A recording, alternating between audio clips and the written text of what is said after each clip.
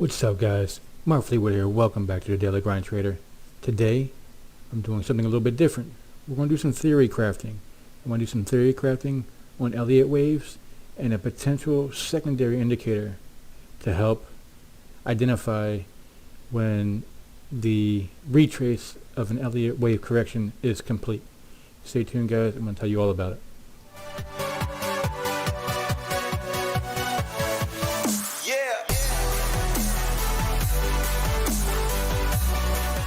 Alright, guys, the obvious out of the way.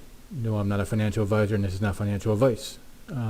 This is me doing TA and then really digging deep into some TA. So, guys, this is going to be a kind of a nerd session, a little theory crafting session. So I'm going to jump into Bitcoin first.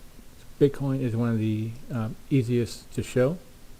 And I think some altcoins get a little bit difficult because they can grow at such exponential rates that it's hard to make everything work within those rates.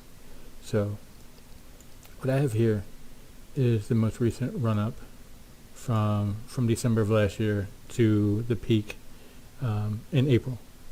So we know we had a one wave. It was 27 days, 127% length in growth, and then a two wave down. It hit the 50% retrace. I believe it was the 50%. Then a three way up, 30 days, 102% growth. So the three wave was shorter in the growth percentage, but 3 days longer in the overall length, if you go from the very bottom of the two. And then the fourth wave down. Now, one of the rules, the four wave cannot intersect the one wave. It cannot go down below and back into the one wave, or else it invalidates the wave theory, the wave system. And then we have a five wave that was 45 days, was longer in length, but truncated in growth at 49%. That's when you start seeing the top come, and some people should have been able to call this. I should have been able to call this better. When we start to get kind of triple topped here, and we weren't really making enough progress to break through that barrier. But something I found interesting when tracking Elliot waves is the convergence of the 7-day into the 25-day on the retracements. Whenever we had a retrace, the bottom point of the retrace, or the point at which the consolidation of the retrace is over, because some of these retraces have been longer extended retracements where the bottom may have been hit early, but you didn't really get any upward movement until the 7 crossed the 25, or got very close to it. So you got the 7 crossing under the 25. And the day that happened, you get a green candle, and we're still retraced, but then we start coming back up. Once that get kind of bellied out, it really starts to push back up. Get to the top of our 3, we retrace down, and we retrace down, and our 7 crosses the 25 again, and we immediately get buy pressure back up.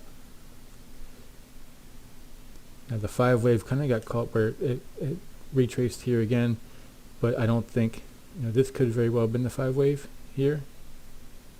And another retrace, but then that would have been into the ABC. I do think that the 5 wave was kind of weird and truncated and never really got going. So that's why that cross happened, because there was never enough separation. There was never enough buy pressure to make a big enough separation from the 3 to the 5. The 5 got kind of truncated. Again, this is all theory crafting and just trying to find new identifiers for how this stuff is going to work. Now, going into what we have now, if we have a steep fall down to the 25-day moving average, which I'm really kind of hoping for this, 42, high 42s, if we wick down below it and get down to 42,000 down around here, that should dip the 7-day down close, and it should converge on the 25-day, and that for me would be the indicator that the 2 wave is over. Because what could happen easily is that it comes down here and just runs sideways for a while until they converge, and then it spikes up. I'm going to show the same type of scenario on Litecoin. I'm going to have to zoom in a little bit on Litecoin. There was actually 2 sets that happened kind of really close together. So 1 wave up, 2 down. The bottom of the 2 wave was here. You notice they hadn't converged yet, but this ran sideways until they converged, and then it took off. in the 3 wave. This was a long, nice extended 3. Dropped down. It ran sideways to the conversion until it ran back up. 725. Converted, crossed, and then crossed back over. Now again, sometimes the buy pressure started as soon as the 7 crossed under. Sometimes it started once it bottomed and then crossed back over. But I'm looking for any type of signal to help validate another pattern. Like sometimes no signal is 100%, but when you have multiple signals matching together, then you have a much higher percentage chance on being successful in the trade. So 4 and then the 5 wave up and an ABC correction. And then we started another wave. 1 wave down to the 2. This 2 was like a 78. This was like the very bottom, like a 78.6. But again, it crossed. 7 crossed under the 25 and start to pick back up. Another big 3 wave. Came back down. Now this one would have been invalidated because the 4 crossed under the 1. But I did want to show just the move itself. Going down, pressure, down, pressure, down, pressure. 7 crossed over the 25 and then move right back up to what would have been a 5 wave. Now this, by rule, should have invalidated the pattern, but the pattern still played out, which is a strange one for me, which is why I included it, because it did play out. Now, something like BNB. BNB is one that's going to be harder to show because of just how quickly the move was. Like this looks like a little move here, but this was like a 300% move. Or 600% move. Because it went from like $40 to $350. So how much BNB moved in a single go?